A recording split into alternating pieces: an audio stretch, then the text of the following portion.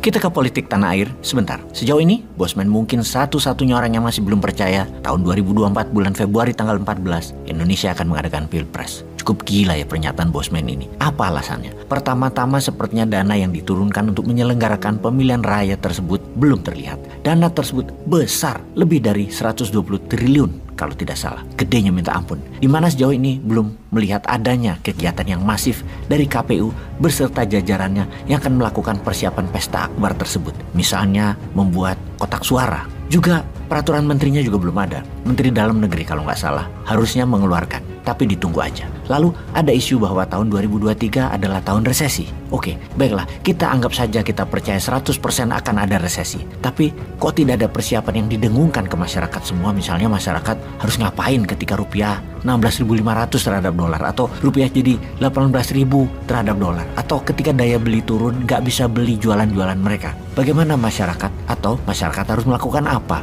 Berilah sedikit pengetahuan dan bekalan di tahun 2023 nanti apa yang masyarakat harus lakukan. Bosman yang sontoloyo ini aja sudah kasih sedikit loh info. Masa pejabat dan pemimpin tertinggi nggak ngomong apa-apa, hanya global aja, wacana dan normatif. Masa gitu sih? Ayo dong, tunjukkan taringmu. Atau resesinya nanti dibuat, resesinya direkayasa sehingga rakyat panik dan meminta BLT. Lah, mending dana 100 triliun buat BLT, bantuan tunai ke masyarakat dong ya, daripada jadi uang pemilu. Tunda aja 3 tahun lagi. Nanti pas senang tahun 2027 baru Pilpres. Bagaimana? Hayo, siapa yang bisa larang pemilu itu ditunda dan baru nanti tahun 2027 dilaksanakan? Sulit kan?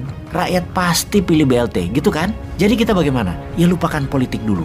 Nanti kira-kira di bulan Maret atau Mei 2023, nah itu ketahuan lah. Jadi apa enggaknya Februari 14 2024 Pilpresnya. Tuh, pada gak sabar banget ya pengen ganti. Bener deh, ada 2 kelompok besar di masyarakat sekarang. Kelompok pertama yaitu ingin ganti presiden. Artinya kebijakan Pak Jokowi jadi usang dan ke depan semuanya berubah 100%.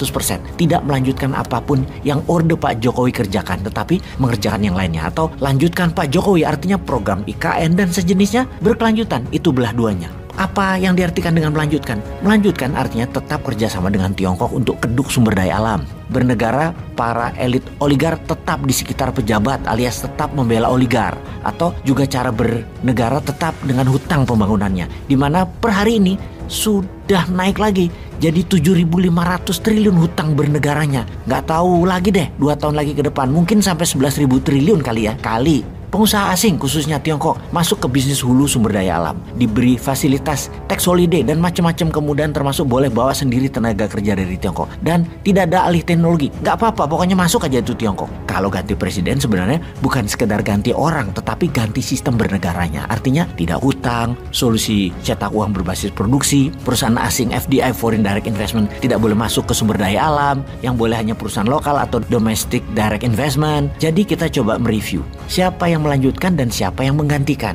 Dah, itu saja yang kita bahas karena hal ini fundamental. Kalau memang mau ganti 100%, ya calonnya cuma Bosman. Tapi enggak lah, Bosman enggak usah dihitung. Idenya saja yang diterima. Mengenai MMT usulan Bosman, sehubungan banyak buzzer rupiah pemecah belah bangsa terus menjelek-jelekan Bosman yang sudah jelek ini dengan mengatakan enggak percaya sama printing money, malah nanti Indonesia bisa kayak Zimbabwe. Kita tanya balik aja ke dia, bagaimana cara Jerman sejak Perang Dunia ke-1 yang kalah perang di tahun 1918 kemudian menjadi negara adikuasa superpower di tahun 1933, 15 tahun Jerman jadi negara adikuasa. Aduh, lupa gua, nggak nyampe ilmu lo ya. Aduh, lupa gua. Atau kita coba tanya sama si buzzer yang memakai uang rakyat untuk memecah belah bangsa tersebut. Siapa yang ngutangi coy Jerman itu coy? Cuan dari mana itu Jerman? Atau gini deh, kita sekolahin aja tuh buzzer biar pintar dikit otak di dengkulnya itu. Bagaimana kalau kita kasih contoh lain lagi yang lebih jelas? Bagaimana Korea Utara bisa membiayai negaranya khususnya membangun rudal balistik berhulu ledak nuklir? Ada yang ngutangin dia emangnya? Cuan dari mana bikin senjata nuklir dan reaktor nuklir pembangkit listrik di Korea Utara? Oke, kita jelasin deh. Dalam 11 bulan ini, tahun 2022, Korea Utara bikin negara-negara barat dan sekutu barat berang dan khawatir atas peluncuran lebih dari 80 kali peluncuran misil rudal balistik dari 20 lokasi berbeda, di mana hal ini merupakan rekor baru yang dilakukan negara Kim Jong-un itu. Belum pernah terjadi dalam 50 tahun terakhir atau bahkan sejak 10 tahun terakhir ada peluncuran misil lebih dari 20 lokasi yang dilakukan Korea Utara. Ada apa ini? Bahkan ada pertanyaan yang mendalam. Dari mana duitnya tuh Korea Utara? Mereka tidak mungkin printing money karena mereka tidak punya produk yang diekspor, gitu ya. Di mana, ya benar sih, di mana salah satu syarat cetak uang adalah produknya ada yang diekspor. Atau ada cara lain. Oke, sementara Korea Utara perlu belanja bahan baku dari luar Korea. Bayar pakai apa? Inilah cara bernegara Korea Utara yang mana setiap negara untuk survive, hidup tanpa utang, harus punya strategi masing-masing. Begitu juga Indonesia, harus kreatif. Kita kembali ke Korea Utara. Pada 5 Januari 2022, Korea Utara pertama kali meluncurkan misil hypersonic yang canggih buatan mereka. Dilanjutkan tanggal 10, 11, 12 Januari, meluncurkan lagi. Terus di bulan Februari melanjutkan bulan-bulan berikutnya dengan ICBM atau Intercontinental Ballistic Missile seri besar. Dari mana uang Korea Utara untuk melakukan hal itu semua? Semuanya di luar perkiraan pakar ekonomi seluruh dunia. Semuanya. Korea Utara ternyata menggunakan stolen cryptocurrency. Mereka menambang dan mencuri cryptocurrency. Dalam tahun 2020, Cyber Army Korea Utara mencuri lebih dari 200 juta dolar dari aset digital cryptocurrency. Di tahun 2021, Data Intelijen Internasional mendapatkan data bahwa Cyber Army hackernya Korea Utara stolen, mencuri digital aset cryptocurrency diperkirakan mendekati nilai 500 juta dolar.